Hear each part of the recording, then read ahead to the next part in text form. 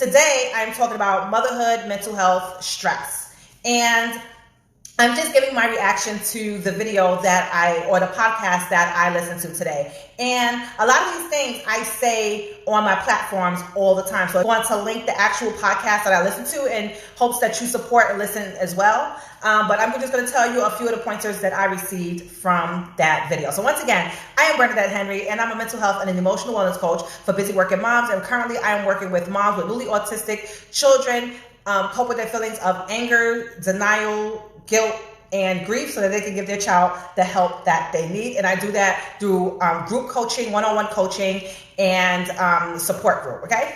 So I was listening to this podcast today on mental health and motherhood, and the two facilitators basically were women or moms who deal with mental health in their everyday life. I believe one was diagnosed and another she feels that maybe she needs to get a diagnosis, okay? So several pointers that I took from this broadcast. Number one, there are many stressors in motherhood.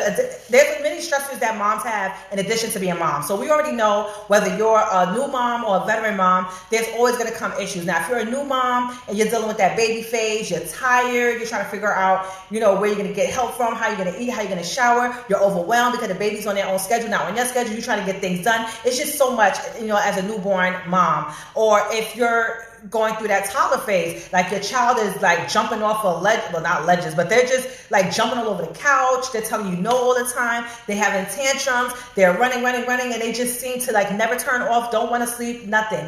And then as you go through the stages of motherhood and raising a child, it's just always something that you have to deal with your child. And that's just the motherhood stress. Then outside of motherhood, if you're married, if you're in a relationship, you got to deal with the stresses of being in that relationship. If you have a job, you're stressed. You may be having stresses at work. Your socioeconomic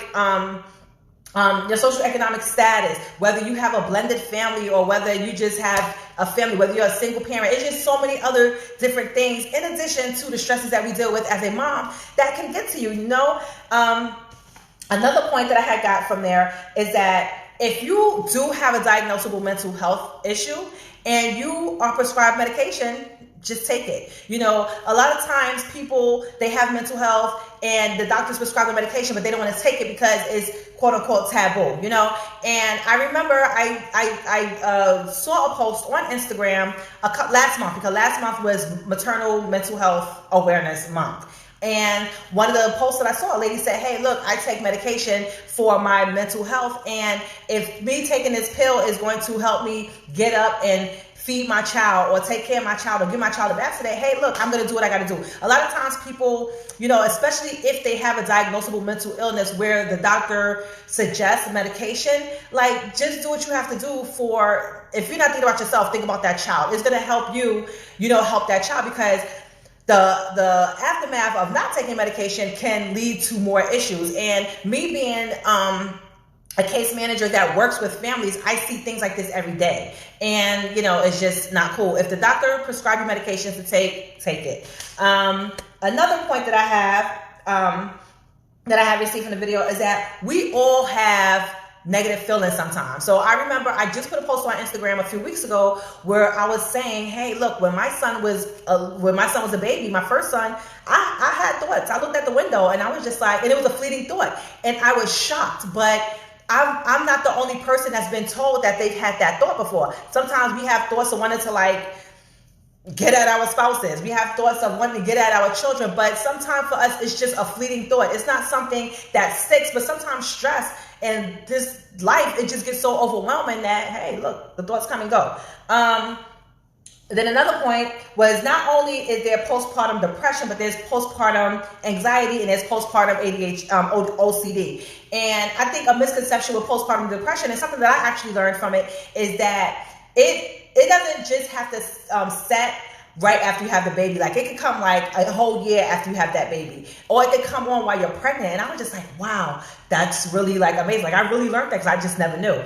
Another thing they were saying was that they should have therapy for pregnant women. And for me, that hit home. Why that hit home? Because when I was pregnant with my first son, I thought about all of the issues that I had in my life, going into my teenage years, the early adult years.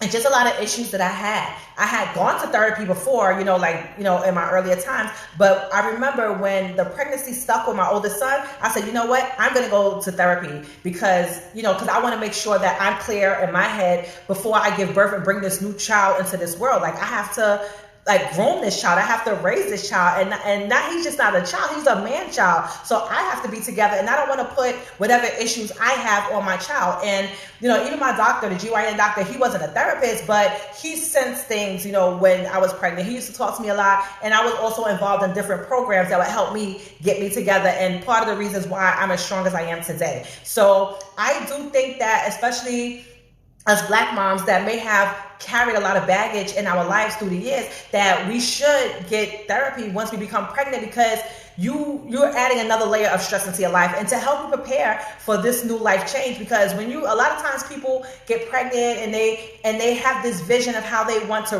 raise their child, or they have some kind of vision of what kind of mom they would be until that child actually comes. And then don't let it happen that maybe a year or two later, now you find out that this child is a special needs child. And that adds another layer. So a lot of times we have this vision of what kind of parent we're going to be, or we have this vision of what kind of child our child is going to be. And, if you do have issues that are unresolved, go to therapy, work through some of that so you don't pass that on to the child, okay? Another thing that I had received from that podcast was, stop putting on the front like everything is okay. So in this world of social media that we live in, everybody's trying to make their life seem so perfect. So every picture on their Instagram feed is curated to make it look like, oh, life is so easy, life is so fine. Hey, Carmen, this is easy, motherhood is easy. And it's so funny because a lot of times I'll go to the park, and I'll take my kids to the park. And when I go to the park, a lot of times I'll get on the camera and say, look, y'all see all of those, moms putting all these cute videos of them working out in the park with their kids.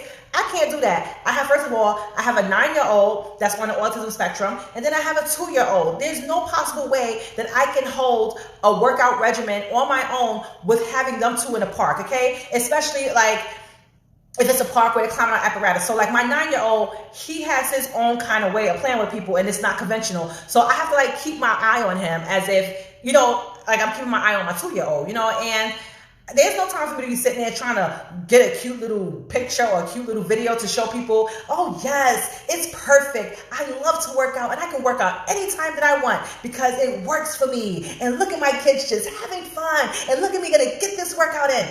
It doesn't work like that. And this is why I don't do it.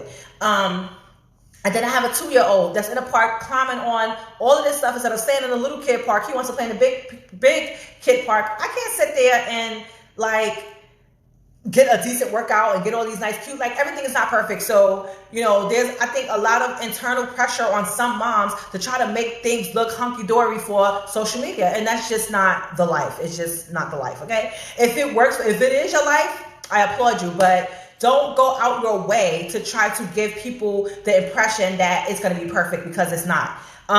What else did I get from this podcast today? They talked about, when should a mom get help? So for postpartum depression, anxiety, OCD. One, they said, when you have to question, is this feeling normal? If you have to question, is this normal? More than likely it's not. Go get help. Number 2, you do not want to wait until you're at your breaking point to go and get help. Go get help. So those are just, like I said, it was a very informative podcast. And thankfully, I love her podcast anyway. So I really enjoyed listening to the podcast. I really enjoyed the content from the podcast.